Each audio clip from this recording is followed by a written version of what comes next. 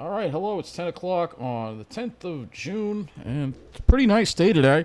We did have some intermittent high clouds here and there, and you can see a whole lot more now streaming in ahead of the next low pressure system that's moving toward us. Well, it's actually going to move to our south, so we'll dodge most of the rain for tomorrow. But first, we'll start looking at the MODIS satellite. So this is when it was clear in the afternoon. You can see we were dealing with this patch of cirrus that came through in the morning hours, and then there was another patch that came through later in the afternoon. But in between, we had about an hour or two of some clear skies, mostly clear skies. And yes, I did finally get back to the Pine Barrens. The Long Island Railroad made it difficult, but I did make it to some Pine Barrens today, finally, for a little hike. And it was a little warm out there, 80 degrees, so it was getting a little warm, but the dew points were low, but still, once it reaches near 80, it starts getting to be a little uncomfortable. And you can see some of that cirrus starting to increase here as we went on through the afternoon. There's a little more after 4 o'clock there, so see a little more of that cirrus coming through. And then we had some interesting clouds in the evening there, multi-layered sky, some alto cumulus there, maybe, and some cirrus above it. And then quite a sunset tonight as well, so we're going to look at the sunset here. It was beautiful, actually, the sunset. Here you go. Of course, you'll know where this is. But you'll see here, look at those pretty clouds in the sky there. Really beautiful. Really, really beautiful clouds in the sky there. Very nice. And then look at that. Really got really intense later on. And that was really beautiful there. So, yeah, really pretty sky. So, now, let's go and look at the current weather conditions outside right now. And you can see temperature at Farmingdale is 70. The dew point is up to 61. Yes, you felt the humidity increase later on as the wind shifted over to the south. So let's take a look at what the day was like at... We'll do Farmingdale today. So we'll see what the day was like at Farmingdale. And you'll see that we did get up to 81. So, yeah, we did reach that 80-degree mark today. The dew points were low. You'll see the dew points here in this column. But you'll see when the sea breeze came in, the temperature did drop relatively quickly after 5 o'clock. And wind shifted over to the southwest, but the humidity came back up. So we'll look at the highs today across the area and the lows. So let's go first with the... and you'll see we'll put the dew points in here, too. You can see dew points generally. 60s over Long Island. A little less humid, oddly enough, in New Jersey there. We're at 67 in the west of Toms River. Let's go to the highs and the lows today. So the highs today, right around 81 degrees pretty much across Long Island. 81 Farmingdale, 81 Islip, 81. Fairly uniform because of that west-northwest wind. If you were way out on the forks, you had more of that ocean influence that kept you in the mid-70s. Also low 80s west of Toms River as well. So let's look at our lows.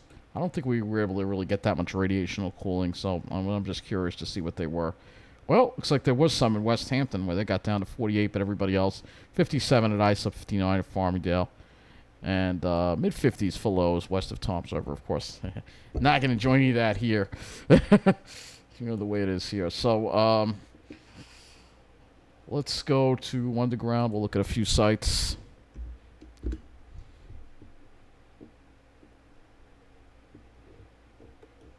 Look at a few sites.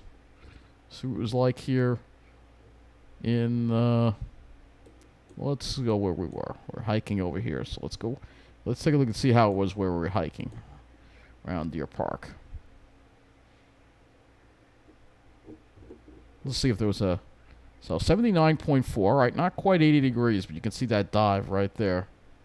So it was right around 80 degrees, close to 80 degrees right around when we were hiking, and then just after 5 o'clock, the temperature dropped quite significantly when the sea breeze came in. And I took the S33 bus, which actually was on time, believe it or not. That's because we had a driver who knew how to drive and went fast. But you can clearly see there's the sea breeze. When I got to Lindenhurst, it was already much cooler. And we'll see what it was like in Lindenhurst. Let's see. Well, I guess we could use Babylon. That's fine.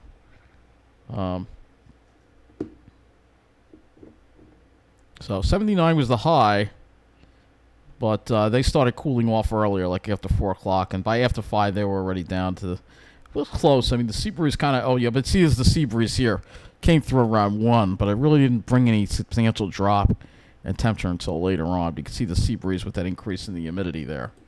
You'd have to be right along the water. If you were right along the water, you probably had more. We'll see if we can get something out. You know, it's Fire Island Pines, for instance, where it was probably a lot cooler there all day long, right on the water there. Let's see. Yeah, it was only 70 there. Oh, look at that. They hit their high. Actually, 70 was their high at 9 a.m. in the morning. Then they went to south. It already went to south. The sea breeze started in right around 10. And look at that. They were in the 60s all day. Oh, man. Should have been on Fire Island, man. That's the place to be. Right on the ocean. You're going to really enjoy that cool air. So let's go back to the... you know what? I meant to actually go back to that map for a minute. The weather and hazards map. Let me go. See if the back button does not work, so I'll have to go back to the map. And so I want to show the whole country and show you what's going on, as well as go back into our area again and just take a look at the water temperatures offshore. Some of these buoys here. So let's see what we got. That buoy's reporting a 66-degree water temperature. That may be a little suspect. Can't believe it's warmed up that much. 63 is more like it. So yeah, water temperatures might be a little bit above normal. Surprised it's that high already. That's not good. We don't want to see water temperatures that high. 67. So yeah, water temperatures are going up there, and that's why the sea breeze is bringing in a little more moisture. But anyway, let's go take a look and see what's going on in the west, because they're dealing with some pretty extreme heat here in the west, and we want to talk about it. Is that Phoenix? That's Blythe, 111 there. Let's see if we can find Phoenix. That's 105. I don't know where Phoenix is. It's hard to make it out because the shade on this is so high. But there you see the kind of temperatures they're dealing with here. Let's change the opacity. There's one issue I have with this thing. These layers that they provide. This layer is way too thick. So you can't even make out the cities. So I'm clicking everywhere. I can't even find the cities to find where Phoenix is even. I think that's West Texas. Was that might have been New Mexico we were looking on. Trying to find Phoenix here. I know everybody in the Southwest is just laughing at me. Ha ha ha.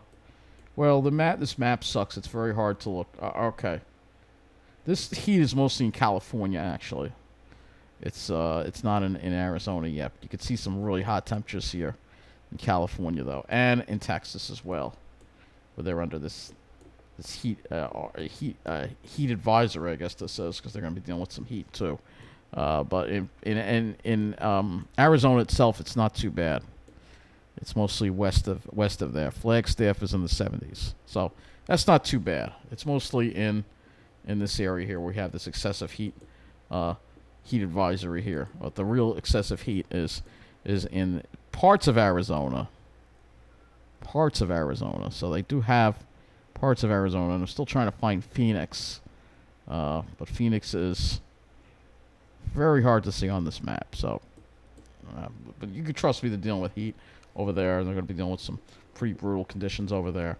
Let's go to the map here, and you'll see the high pressure that we had brought us the nice weather. It's kind of moving offshore, and we're going to have a little bit of these little waves passing by here to our south. So let's go look at the models, and we'll first start with the upper air pattern to show you what's happening in the upper air. So you can see this little trough coming through here. There's a trough right there that could bring the chance of the rains, particularly into Sunday, and some cooler temperatures. Then we see a ridge start developing next week, and this ridge is not something I want to see, obviously, because it could bring some heat. But you'll notice we're not in the center of it. There's a trough coming through by next weekend as well. All right? So there are some troughs coming through, but there will be some opportunity for some heat next week for those who want the heat. So looking at your anomaly chart here, today we were close to normal. Tomorrow it has us, believe it or not, above normal and below normal to the west. This basically means a wash, probably close to normal tomorrow. Sunday below normal, and then we start probably warming up. Here's a Monday. We're definitely going to be a little bit above normal, and then Tuesday above normal a little bit. Nothing terrible, despite what that jet stream looks like. And then it has some more cool weather for next weekend. So, despite what the jet stream looks like, I think what it all boils down to is the upper air. When you look at the strength of the ridge, it's not that strong. So here's the trough for the weekend. There's the ridge, but you can see where we are. We're in the northwest flow, so that's why we're not going to be dealing with the heat when we look at this. So looking at the surface here, going through the weekend on this GFS here, which is the 18Z run, you will see here chances for rain, but it's not going to be a washout. The rain's going to be showery, and the heaviest precipitation looks like it would be Sunday. Once that moves away, we start clearing it out on Monday, and then we'll have fair weather for much of next week. And then another front comes through on Friday, and then we have another much bigger high coming in, building in for next weekend. This looks like a really nice big high there that's coming through. So let's get a little closer to our area, and we'll go a little more into the short range here, because I'm not going to go over the long range until probably Sunday again. So here we are tomorrow. You'll see this wave of low pressure, this weak wave. Actually, it looks like it could bring a chance of a light shower tomorrow night, but it's very slight. It's really a very slight chance. It's very slight, as you can see, very little on this model here. All right, showing up. It's Sunday that we've got to worry about more substantial precipitation coming in, and there could be on and off showers, and perhaps even some thunderstorms. Looks like it's trying to develop some thunderstorms to the northwest, so could even be some thunderstorms with that feature on Sunday there. Looking at the dew points, we'll definitely be dealing with higher dew points. I think tomorrow you'll see southerly flow. Actually, it's interesting. See what happens to the dew. It actually looks like the drier airflow tries to come back into the picture for tomorrow. The HRRR kind of pushes an east to northeast wind, and that pushes some more of the drier air back in. So we may actually see a drop in the dew points, which kind of works against rain for the day. But then you'll see that humidity come in more for Sunday, and it's going to be a lot more humid. Dew points going to rise at the mid to upper 60s. That's going to be the fuel for more showers and thunderstorms. So let's go look at the temperatures here. For tomorrow, tomorrow's probably going to be a little cooler than today with that northeast wind. I think mid-70s will do it for a high.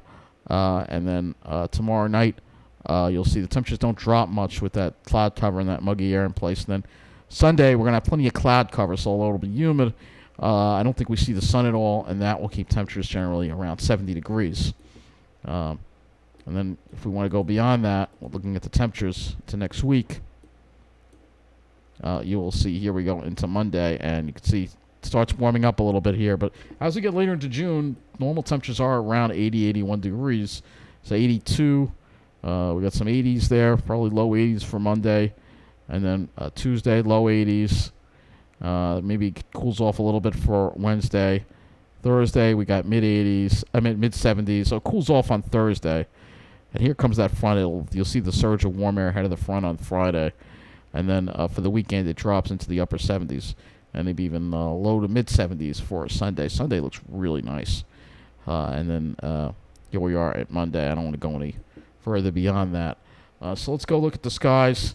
Obviously, plenty of clouds. I would expect plenty of clouds this weekend. Obviously, not a nice sunny day like today. Here we are looking at tomorrow, and you'll see probably just a lot of filtered sunshine, extensive high and mid-level cloud cover. And then for Sunday, just completely overcast. Maybe there'll be a break or two, but I don't think there will be. It's going to stay cloudy most of the day. And then Monday, starting off with clouds and then increasing sunshine toward the afternoon.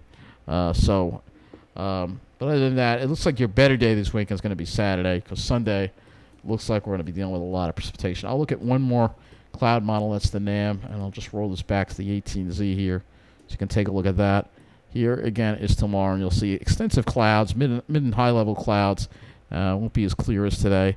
And then Sunday, it's still trying to show some sun. So we have some differentials here because the HRRR seems to be a little wetter than the NAM. If we look at the NAM, which is kind of odd to say, but if you look at the NAM here, just kind of wanted to show it to you.